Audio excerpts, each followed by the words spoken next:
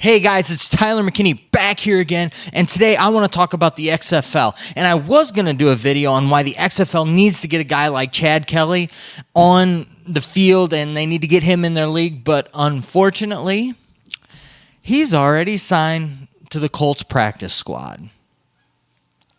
So I'm kind of change up the video that I wanted to do because there's something that I wanted to express, and you probably heard me talk about this in some of my other videos, but I just figured, you know what, I'm just going to change and make a video about this anyways because this is really crucial, and this is kind of what's been happening. The XFL has been doing a really good job in all of the other places that we can talk about, and I've talked about a lot of things and how I like the way that they've been doing things, whether it be their branding, whether it be how they've been setting themselves up, getting football people, putting people in places to succeed, looking at some of their business models and things. And I'm going to go into those more depth in our why I think the XFL is going to succeed series and continue on in that series. But today I'm going to look at something a little different. And it's something I haven't talked about a lot because we just don't know yet. And that's really looking at the talent that they have. Because, all honesty, right now, we don't know what kind of talent they're going to have on the field. When I looked at the AAF, and when I watched the AAF games, now I watched a lot of AAF games, and it's football. I watch football. I love football. But the one thing that it wasn't is it wasn't great football. There was really only one team that I thought that really put out good quality football, and that was Orlando. But there were two areas that you could really tell that the league was lacking, and the league knew it. The first area was in the quarterback play. They did not have any quarterbacks whatsoever, and it showed. It showed so much that they actually had to handicap the defenses so that they could get a little bit more offense going on. Partly because they didn't have the talent at quarterback. Another part was because they were running archaic systems, and a lot of the people in the AAF were playing in the AAF to get into the NFL, and they weren't actually playing to win football games. They were playing to get a roster spot. And you can see that because it looked a lot like preseason football.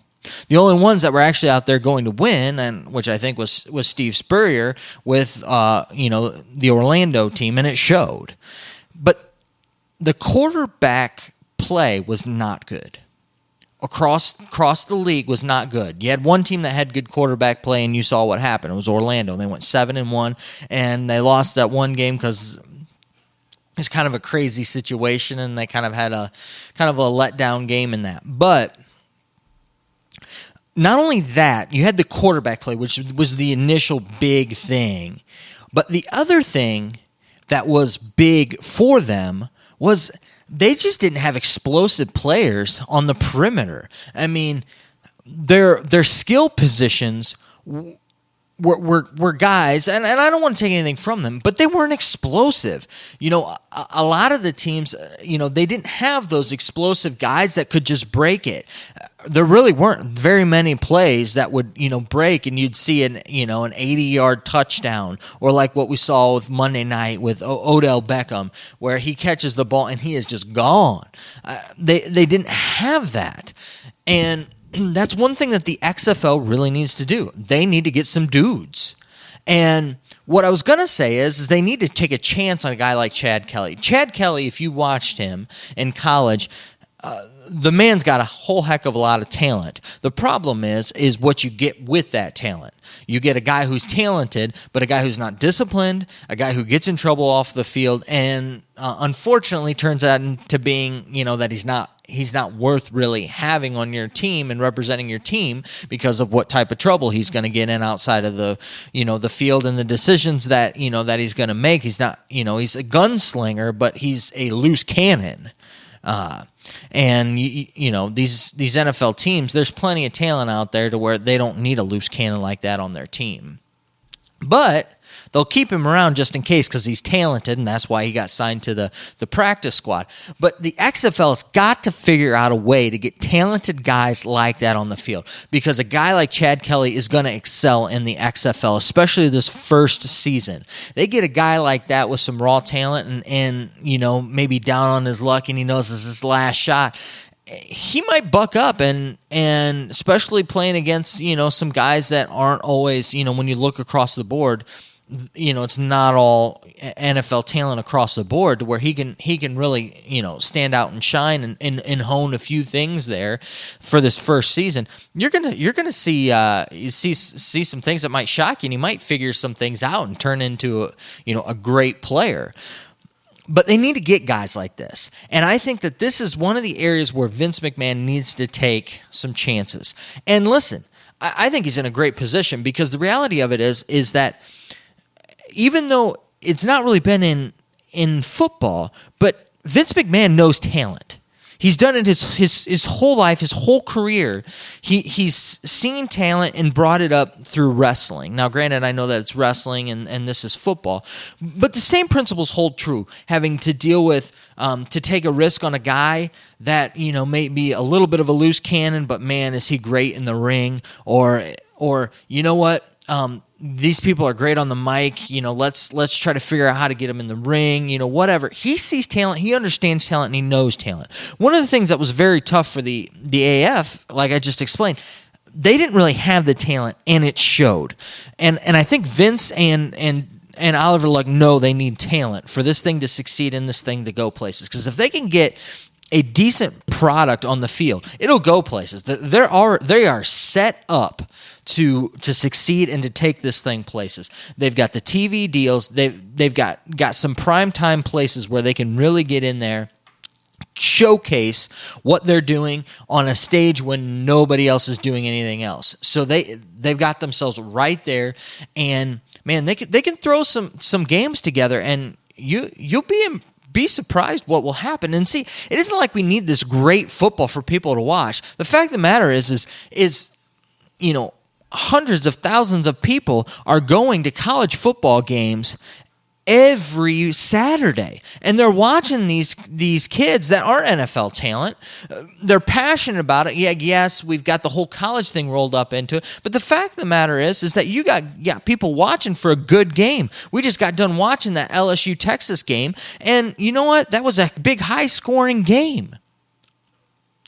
It was a high-scoring game, and yeah, you had some good defense in there, but a lot of it was the offense. We just did not see that with the AAF, and that was part of the reason with it. It was a little lacking, when it came to on-field product. The XFL's got to figure out a way to make that on-field product good and exciting to people, and something that people want to watch. And I think that they're going to do that, and I think they're trying to do that. One of the things I think has been frustrating for us fans and people looking at it, there just really hasn't been a whole lot of movement happening with these players, not really players getting signed. We've seen some players that have been invited to the draft, but no real big, names that stick out. That would be national names or former national, big college players and things of that nature. So, it's kind of one of those things where we're looking at this and we haven't really seen anything. They signed Landry Jones, which was huge. Landry Jones is a talented guy who's been in the league for a little while, and he would have been a guy that would have been heads above the rest of everyone else in the AAF had he have been in there. So they're already starting off and knocking it out of the park, but they've only got him, and this was a couple weeks ago, so we haven't heard anything since then. And so, you're kind of like, what's going on, especially when we've got, we've got, less than a month, probably somewhere around 3 weeks before they're having their official draft, and they haven't even signed these Tier 1 quarterbacks that are not even going to be in the draft, so we don't even know what these teams are going to be comprised of, and so we're looking at this stuff, and so we just don't know. But the fact of the matter is, and getting back to my point, is that they need to find the talent, and they need to go out and pay for the talent, and that's something that for the short little time that it was, the USFL did. Now, granted, if you look into the USFL, it was a funny thing, right? It was kind of set up like the NFL, so you had owners of teams. And they had this weird salary cap to where they paid players like, the salary cap, kind of like small salary caps, kind of like would be looked at like what you would be paying the teams in the XFL, things of that nature. But for like players like Herschel Walker and stuff, they okayed them for the owner of the team to pay him more to get him to play for them. And so once they did it with him, they did it with others, other college stars and stuff to get them over there. And now eventually part of that is the with all that money, and that was part of their downfall, is they had these guys who were claiming to have money that they didn't. And then, these teams were going up in smoke, and the league had to step in and take it on, and that was part of the issue in that with the whole USFL. But they got the talent in there, and I'm telling you, you can have everything right. And McMahon and Luck know this, that if they don't get the talent, this is not going to succeed. And so right now is very, very crucial, and that's probably why we haven't heard a whole lot since they kind of revealed the teams and signed Landry Jones, and that because they're working on deals, and I hope that that they pull some triggers on some guys and bring some guys in that not only have flash but have talent. And so I'm really curious to see what happens with this pool of talent.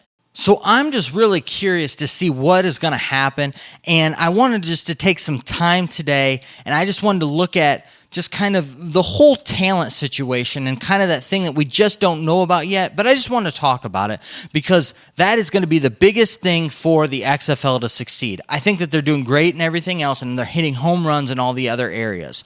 But when it comes to it, when it comes down to things, the fact of the matter is that if they don't get talent, the XFL is not going to succeed. And I want it to succeed. And I want to see some good football, and I want to have some good football to watch in the springtime when, we've got no more NFL and no more college football, because I love football. I love watching it. So anyways, guys, those are my thoughts on the situation and where the XFL is at. My question now is, what do you think? What do you like? What are your thoughts on the talent and what the XFL is doing? Do you think that they're actually going to get some good talented guys on the field? Do you think that that they're not going to, and they're just going to implode like the AAF? Do you think that they can get some guys with some good talent on there? I don't know. I'd just like to hear what you think down in the comments. So go ahead and let me know what you think. And yeah. Well, anyways, I know that you guys are busy, and I know that I'm busy. So let's go ahead and get on out of here. You have a good night.